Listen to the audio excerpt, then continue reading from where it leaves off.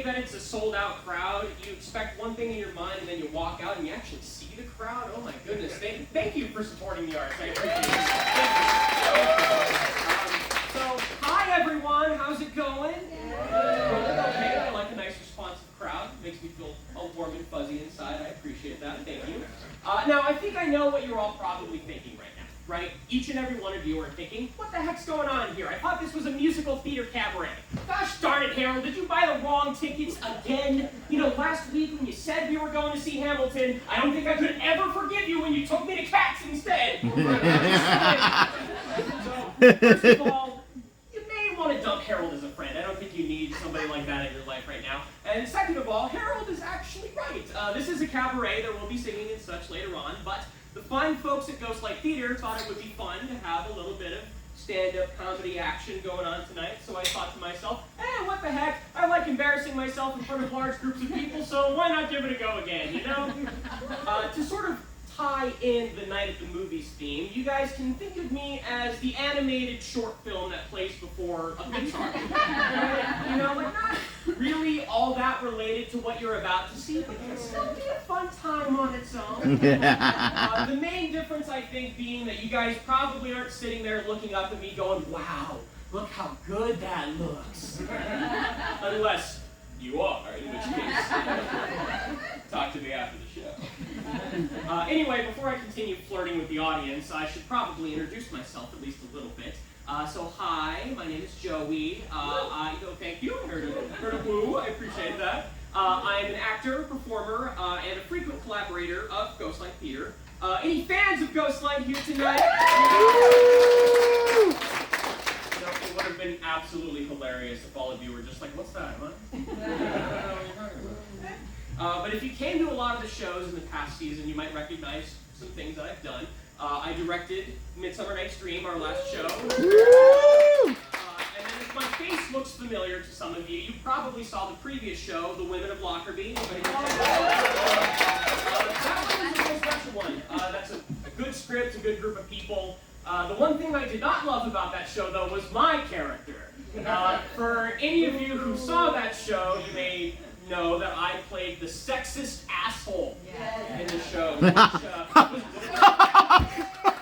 which was a really tough role for me to play because in real life I'm not an asshole.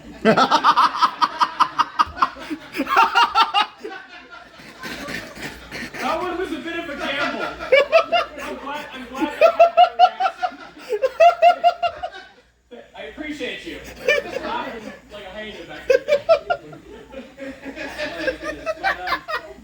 I love performing when I'm not a terrible sexist up on stage. I think it's fun. It's something so freeing about it, and I try to do a little bit of everything: comedy, drama, musicals, improv, stand-up. You know, and I think to tie into the theme again, my love of performing actually came from movies. When I was young, my parents and we used to watch like a new movie almost every night, and those memories really stuck with me. I was really into all the stories, the storytelling, all the themes and everything, and I thought, boy, how great would that be if I could be a part of that in some way. So I got into acting, and it's been fun for me ever since. I used to think that Hollywood was my end-all, be-all destination. I absolutely had to go to Hollywood.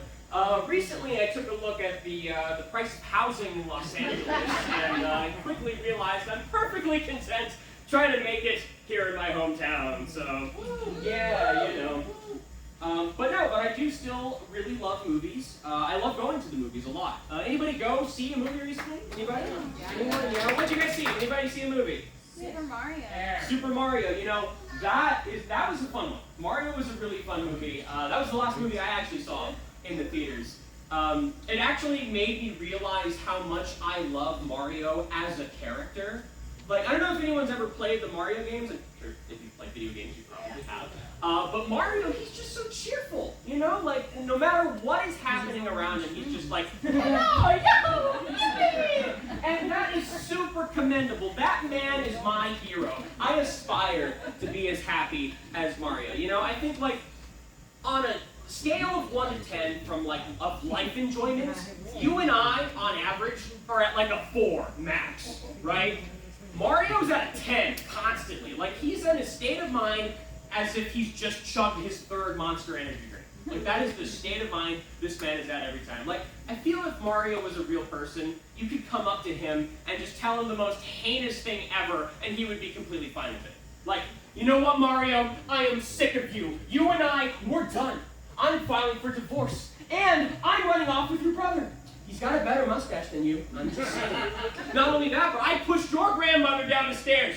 She's in the ICU right now, and the doctors think she won't make it. Not only that, when the ambulance came to get her, they ran over your dog. But not before your boss called and said you're fired. And then he'd just be like, okie dokie, and just do like a triple somersault and just rocket off into space. Like, that is incredible. You know, Mario's my hero. I aspire to be like that, and I don't think I could even get like a fraction of the way there unless I committed myself to going to therapy every day for 20 years. You know. But yeah, you know, something I did notice when I went and saw the Mario movie though was that there were a lot of kids at the movies, which, you know, that's fine for that particular movie. It's a kids movie. Kids should be able to come and enjoy it. But I do think that we are probably still taking really young kids to movies we should not be doing. So I had a friend of mine the other day tell me that they went and saw the movie Scream. You know, masked killer going around stabbing people. Yeah. Apparently there was a baby in the audience, a baby wailing for half the movie. You know, like duh. Of course, it's a scary movie. I would be screaming just the same, and so I don't go to see those kind of movies. You know. I mean, like, it just makes me wonder, like, did the parents just, you know, not know what the movie was, saw the poster and said, Scream, yeah, my kid does that a lot, I bet they'll love it, that's a good idea. I did actually have an experience somewhat recently that has kind of stayed with me. Back in, I think it was November, the latest Black Panther movie came out, and I'm a huge superhero fan. I love superhero movies, I think they're really cool and fun, and I love that there's so many of them nowadays. So, my girlfriend and I went and saw it opening night. So the night that the movie came out. And right next to me, there was a woman who had her toddler on her lap. And he could not have been any more than like 3 years old, right? Like, he could not form like a real sentence, I don't think. And not to spoil that movie, but the opening is pretty emotional, if anyone's seen it. And during the whole opening scene, this kid was just going, what? And I thought to myself, oh God, don't do this to me. Because, you know, like, the premieres are the events that, like, the fans, the people who really care about these movies, you know? Like, maybe have the common decency to bring the young ones on, like, a Tuesday matinee a couple weeks from then. Just a thought I wanted to get out there. And I could tell my girlfriend was having the exact same thought as me because I remember her like gripping my hand, and then every time we would like look at each other, I could see this look on her face that basically said, "You gonna say something? Should I say something? What's going on here?" And I appreciate that. I think my girlfriend and I are on the same page on a lot of things, which is awesome. That makes her my favorite person to be around, you know? Fancy that, your partner being your favorite person, right? You know, it's rarer than you would think, you know? I find myself lucky. I really do. I think she's a great partner, and I have no idea how I did it, guys. I'm just gonna lay that all out here. I have no game. None whatsoever. I'm awkward, you know? Like, my idea of, like, trying to woo someone is doing, like how birds do like a mating dance. I go up to them and try to do, like, the Macarena, you know? And, yeah, you like that? Where are you going? What's going on? But, no, I lucked out. I really did. Because I'm so awkward when it comes to that kind of thing. I really am. Like, try to imagine what you guys were like back in high school. That's like where I'm at now. So, when I was in high school, I was god-awful at that kind of thing. Let me set the stage here for you. So, it was my senior year of high school, and it was right before the auditions for the last play of the year, right? And there was a girl in one of my classes who came up to me and said, "Hey, Joey, I really liked you in the last play, and I kind of want to audition for the next one. I really think I could use some help with my monologue, though. Would you want to, like, meet and go over it together?" And I thought, oh, that's really nice that you would ask me to do that. Sure. So we met up after school one day. We went to the park, and I said, okay, go ahead. Show me the monologue. What do you got? And she started going through it, but she got really nervous. And so she stopped and she was just like, oh, you know, Joey, I don't think I can do this, you know? Like, we're out at the park. There's so many people here. I'm just really nervous, you know? Like, maybe we could relocate back to my house where it's a little more private? And so I went up to her and I said, you're going to act on stage. You're going to have to get used to it. You know what? Let's just try it again, okay?